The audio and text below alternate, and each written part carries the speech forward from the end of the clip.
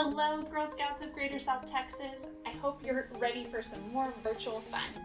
First things first, let's do the Girl Scout Promise and the Girl Scout Law.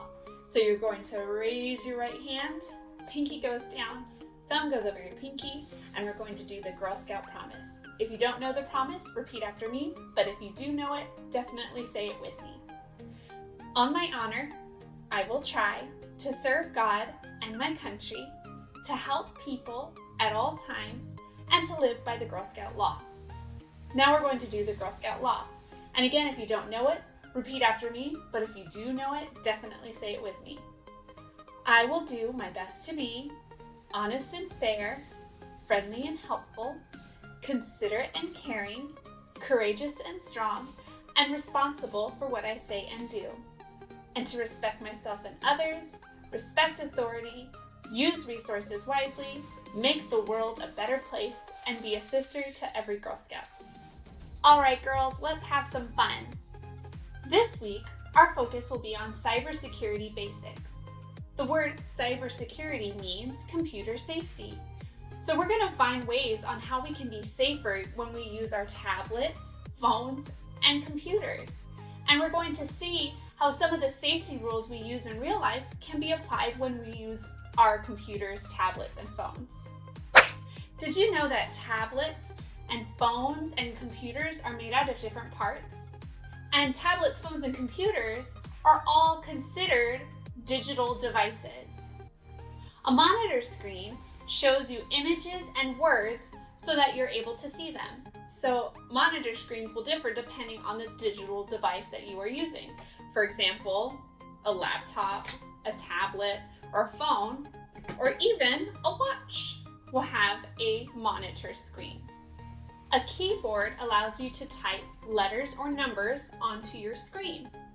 So you would use the keyboard.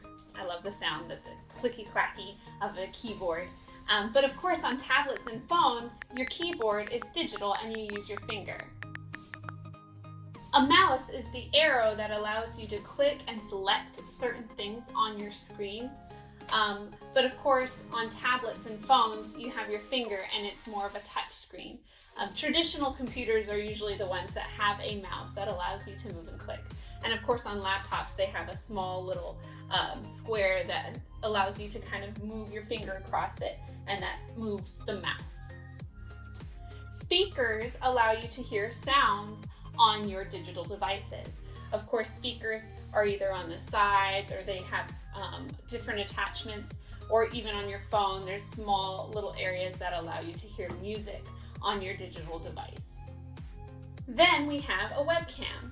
And a webcam allows you to take pictures or record video or even be able to communicate with people through a small camera.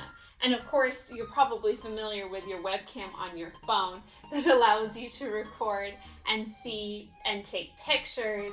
So we have the webcam, and webcam is short for web camera. It's important that we understand the different parts of digital devices so we know how to use them properly. Have you ever had to wear multiple layers during the colder months?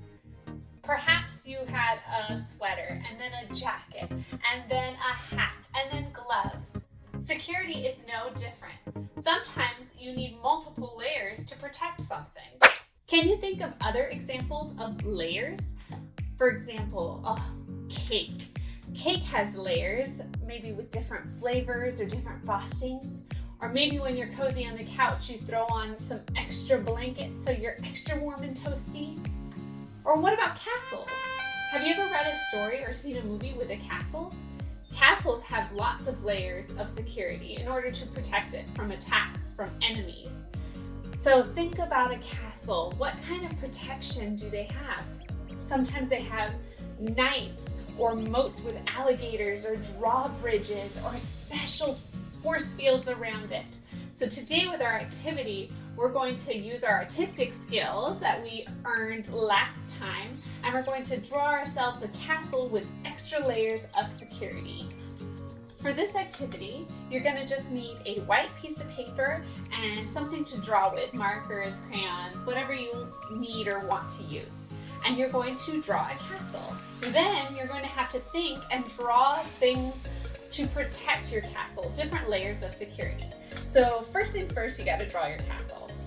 So you can take your time with your castle, but I'm going to draw mine really quickly.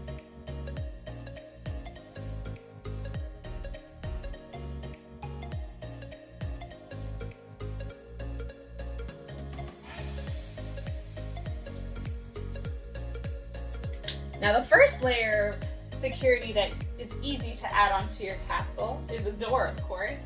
So I'm going to make a big, grand door. Just like your house has a door, you want to make sure that your castle is nice and protected and sealed from anybody that you wouldn't want entering your castle.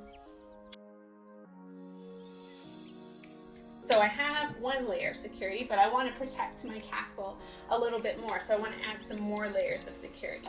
So I think I'm going to add a moat. And a moat is kind of like this giant ditch with water in it. And sometimes the moats would have alligators or something dangerous to kind of protect people or prevent people from going into the castle. Mine is just going to be with water.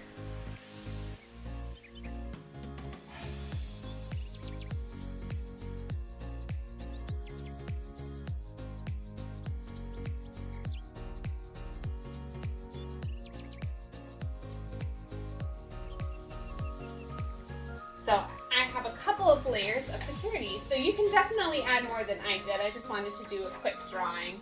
So there's my Girl Scout castle, and it's got a moat with a drawbridge, and it has a lion, and it has a magical wizard making a magical force field around my Girl Scout castle. So I have lots of layers of security for my castle. I definitely want to see what you made for your castle, what your castle looks like, and how you're going to protect your castle. But we're going to move on to the next activity. But definitely take your time, add more if you want to, because the more layers of security, the better. From castles to treasure, we're going to move on to our next activity. So protecting your treasure. I'm sure some of you have something that's really special to you. How would you protect that from being stolen or taken or misused?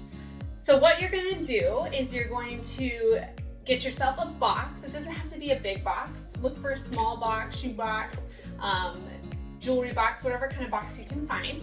And then find some items like paper, ribbon, tape, scissors, duct tape, and of course markers and stickers, whatever you want to use to decorate. So the first thing you're going to do is you're going to have to decide what treasure you're going to protect.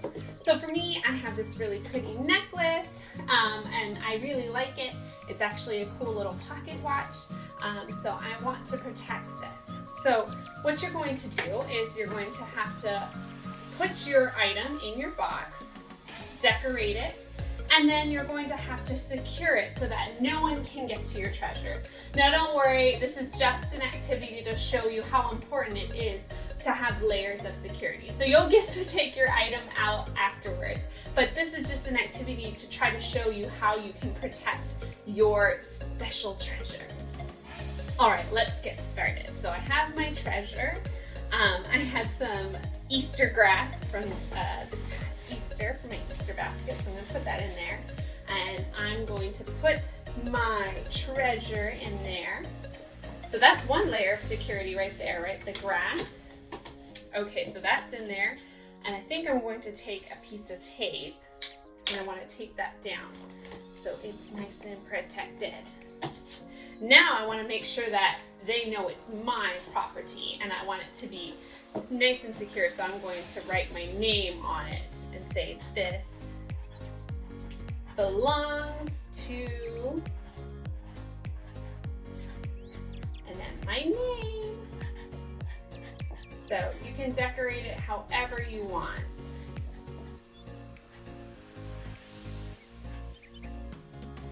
So let's get decorating and secure this a little bit more.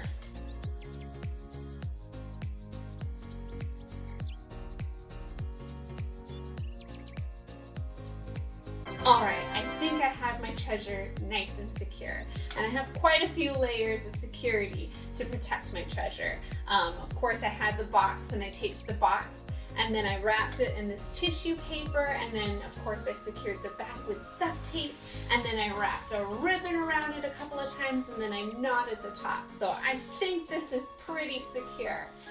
How did you secure your treasure? Maybe you're going to put it in a box, in another box, in a bag, in a box. You can have as many layers of security as you want. The more layers, obviously, the better protected your treasure is going to be. So definitely take your time and try to figure out how you want to protect your treasure. Of course, you don't have to leave your treasure in the box afterwards. This is just an activity to show you how important it is to layer different forms of security to protect what is special and important to you. Definitely tune in tomorrow for some more virtual fun. I cannot wait. We'll see you soon, sisters.